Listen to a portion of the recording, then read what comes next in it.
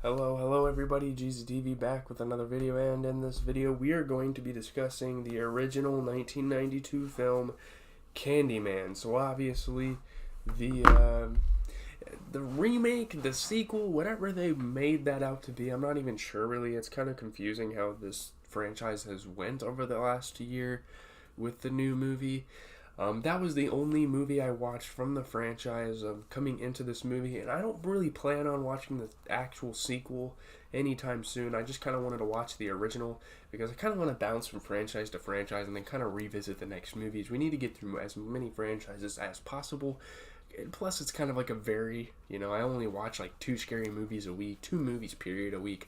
I might start doing action movies after Halloween, not really sure yet, but I'm really into the horror genre, of course. So here we are watching horror movies. The Fly is definitely up there for my next movie. The Friday the 13th remake is up there. I definitely want to watch the remake of the original because I think I have seen the original Friday the 13th. I might watch another Halloween movie or two. Yeah, that's just kind of the plans for the channel. Let's get into the plot. Let's get into the critical reception. I have to leave for class here in about 23 minutes or so.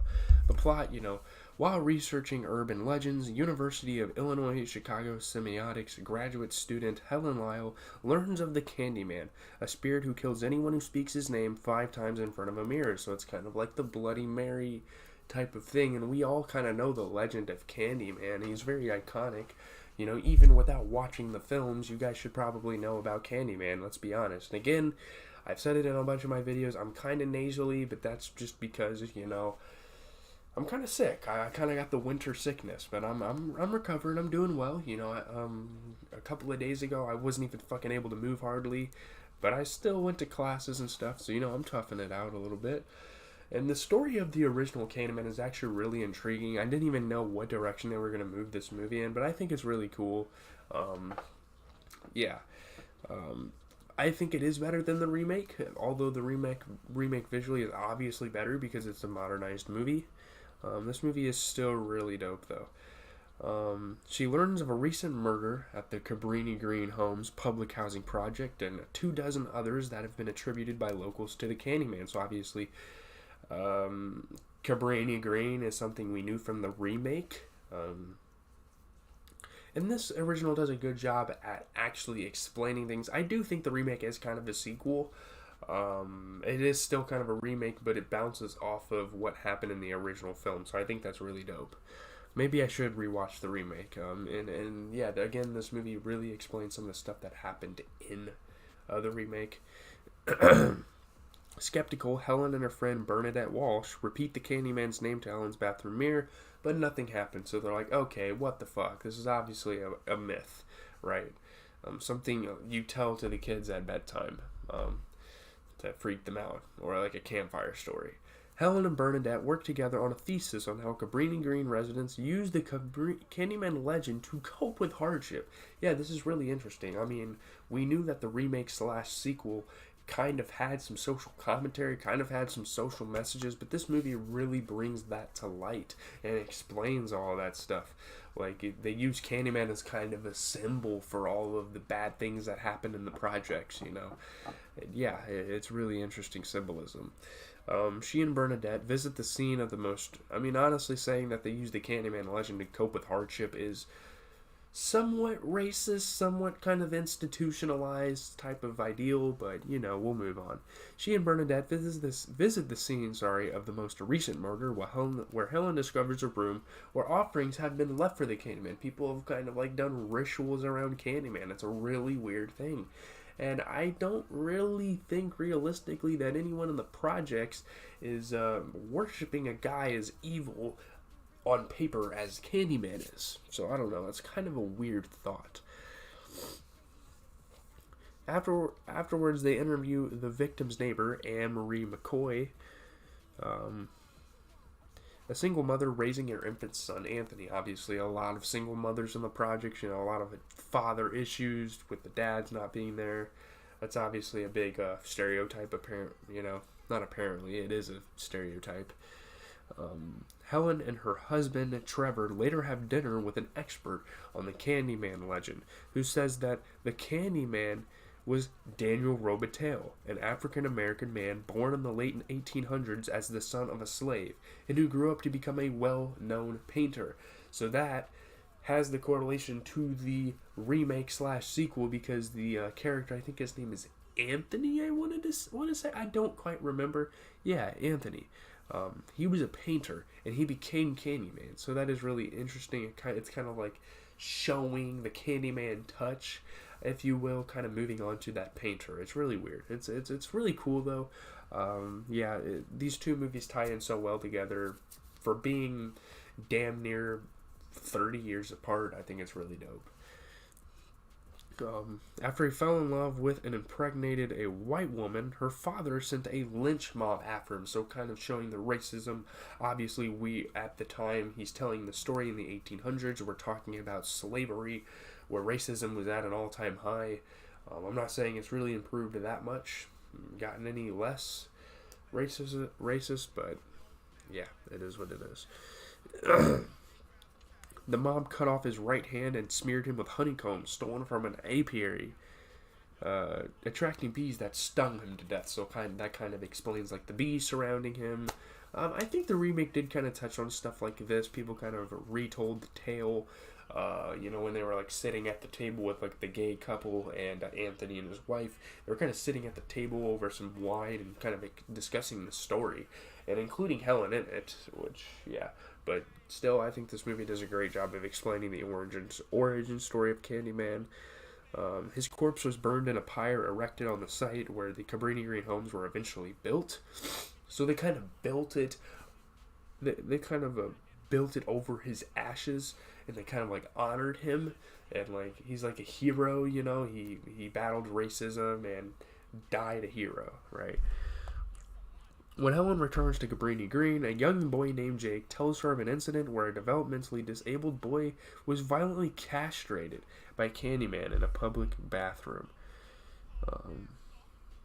That castration is gross, okay? Candyman is very fucking disturbing. This movie is kind of disturbing. They don't show all the gore. They do show some gore, but obviously the blood looks fake. You can tell it's fake as fuck. It's not going to be real. Watching the movie, you know that, but you can literally see that it is fake. It looks like ketchup, so it's still really disturbing, though. She goes to investigate where a man calling himself the Candyman attacks her, so they kind of do these weird-ass auditions where someone, like, poses as Candyman and tries to threaten her to leave them the fuck alone and leave Candyman as a legend, and just that. She identifies her attacker, who in reality is the head of a local gang, to the police. He is charged for the murderers attributed to the Candyman. They literally call him Candyman when he was posing to be Candyman. Obviously, that shows like the fucked up justice system that we have. Of course, that brings a lot of awareness to that. Yeah. The real Candyman appears to Helen in a parked garage and hypnotizes her, kind of seduces her. He explains that because she has discredited his legend, he must shed innocent blood to perpetuate it and to make people know, to kind of send a message like Candyman is a real fucking thing. You don't mess around with Candyman. Helen blacks out and awakens in Anne-Marie's apartment, covered in blood, to find Anne-Marie's pet Rottweiler decapitated and her son Anthony kidnapped. So yeah. It doesn't look bad. I mean, at first you think, like, oh, she didn't do this, but as more time goes on, you realize, oh, shit, she was there when this happened, right? The police arrive and arrest Helen because obviously she gets caught red-handed, like she has a meat cleaver in her hand, dog's decapitated on the floor. It is a really disturbing scene, of course, but it's a horror movie. I didn't expect anything different. I've seen worse, If you haven't seen the movie Midsommar and you want some fucking gore porn and some fucked up shit, some fucking taboo shit, watch it, I guess. I don't know. After Trevor bails her out of jail, Helen finds the Candyman in a photograph she took at Cabrini Green. He appears inside Helen's apartment and cuts her neck, causing her to bleed and pass out, but she doesn't die. And this is Candyman's an illusion, alright? I'm just gonna put it out there. He's not a real person. Helen being racist and kind of breaching Cabrini Green without the residents, that's kind of like the karma, that's kind of the wrath that takes over Helen. It's a weird concept to grasp. Bernadette arrives at Helen's apartment, and when Helen comes to, she sees that the Candyman has murdered Bernadette. Was it really the Candyman, or did this? I don't know if this is a theory, and I don't know if a lot of people talk about this, but I'm pretty sure it was Helen that killed all those people. She killed Bernadette, and guess what? Coincidentally, Bernadette is black. She's African American. So there you go. That adds to my theory. I don't know if that's a known idea. I don't know. Maybe I sound stupid. Framed for the crime, Helen is committed to a psychiatric hospital, realizing she's gone insane. Because really, when you kill someone and then do harm to yourself, or at least that's what the authorities saw it as, you kind of need to be taken to a hospital. While being interviewed in preparation for her trial a month later, Helen attempts to prove her innocence by summoning the Candyman, who appears and murders her psychiatrist. Did Candyman really do that, or did fucking Helen murder her psychiatrist? Candyman then frees Helen from her restraints, allowing her to escape. Helen fucking escaped. She killed the psychiatrist and ran. Let's be honest. Candyman is like the devil on her shoulder, looking to lash out on everybody. She's possessed by Candyman. She returns to her apartment to find Trevor now living with one of his students, and funny enough, at the beginning of the film, he was talking to some female students, and Trevor's like, you don't think? I was like, no, I don't think you're together. Look at them now. Helen confronts him, then flees to Cabrini Green to rescue Anthony. Oh yeah, the child. Anthony's the baby in the dude in the remake. Oh shit. How did I not know that? I did know that. I just forgot to mention that because I thought about that during the movie. This is really a sequel. I think it's beautiful, actually. When she finds the Candyman in his lair, he tells her that surrendering to him will ensure Anthony's safety. So pretty much, if she kills herself, she won't kill Anthony. That's how my theory goes. Offering Helen immortality, the Candyman opens his coat, revealing a ribcage wreathed in bees, a very iconic scene in this movie. I feel like there were a lot of iconic scenes in this movie, but that in particular was great. It was awesome. The bees pour out of his mouth as he kisses her and stream down her throat. So the fact that she doesn't die from this, well, obviously I think it's a hallucination based on my theory, but you get the point. He vanishes with Anthony, and Helen awakens to discover a mural of the Candyman and his lover, who bears a striking resemblance to her. Maybe it's the people in the hood kind of putting her name on the wall. I don't know. Interesting. The Candyman promises to release Anthony if Helen helps him strike fear into Cabrini Green's residence, kind of intimidate them and whatnot. Attempting to feed his legend, the Candyman reneges and attempts to immolate both Helen and Anthony in a pyre, just like how he originally died. So he's pretty much passing on the cheese touch. And the funny thing is there's this triangle of Candyman right here. Helen kind of becomes Candyman for a bit of the movie. Then Anthony in the remake is Candyman, pretty much. He becomes him.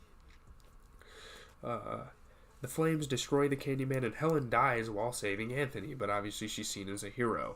The residents, but it's pretty much seen as her going into the fucking pyre and trying to burn the baby to death, and then, yeah. Hopefully this video doesn't get taken down. My computer screen is just fucking froze over, so, let's hope not. Okay, at home, the residents, led by Anne Marie and Jake, pay their respects at Helen's funeral. So, damn, she saved the baby, but she put them in that situation, according to my theory again. Let's see here. At home, the grief-stricken and guilt-ridden Trevor looks into the mirror and says Helen's name 5 times, whereupon Helen's vengeful spirit appears and kills him, of course. A new mural of Helen dressed in white with her hair ablaze appears in the Candyman's lair, so everyone that has been kind of a victim and kind of became Candyman temporarily gets put in the lair. Again, if this video gets canceled, I'm not remaking it. Rotten Tomato, or if it gets taken down, because my computer just glitched. Oh my god, what is going on? This is so fucking hard to watch. What's happening? Let me see if I'm still live on YouTube. Am I still live on YouTube considerably? I think it's just a graphic issue, isn't it? I would assume, yeah. Rotten Tomatoes has a 79% on 80 reviews. How the fuck is it only a 6.7 out of 10? I can never understand Rotten Tomatoes. Though it ultimately sacrifices some mystery in the name of gory thrills, Candyman is a nuanced, effectively chilling tale that benefits from an interesting premise and some fine performances. 6.1 out of 10 on Metacritic, 15 critics. I don't understand why it's such a low score. I would say it's about an 8 out of 10. But alright. Generally favorable. It's a C+ on Cinema Score. It's a haunting, intelligent, and poetic, and the finest Barker adaptation ever committed to film. Elements of the plot may not hold up in the clear light of day, but that didn't bother. That wasn't much of an issue. It's a horror movie that was scaring, and kind of frightening with like the ideas and gore presented. Not just with gore, obviously there's a lot of gore porn movies out there, and this movie doesn't just rely on that. It just relies on the idea of a girl that pretty much goes insane under the influence of Candyman. It's an elaborate campfire story with an unusually high interest in social issues is kind of what it is. Some people didn't like it. They said it's Clive Barker's worst to date, ambitious but pretentious film that quickly becomes as repellent as it is preposterous. Some people call it an upper register horror item that delivers the requisite shocks and gore but doesn't cheat or cop out. The movie is atmospheric, visually stimulating, enough to satisfy gorehounds. It's an intelligent social commentary. The leading actor were great, played by Tony Todd in his velvety, basso, profundo voice. The Candyman is a svelte, sexual monument, far removed from the silent brutality of your average serial slasher. So yeah, GZTV, I am out. I don't know if I can end the video. I don't know what's going on.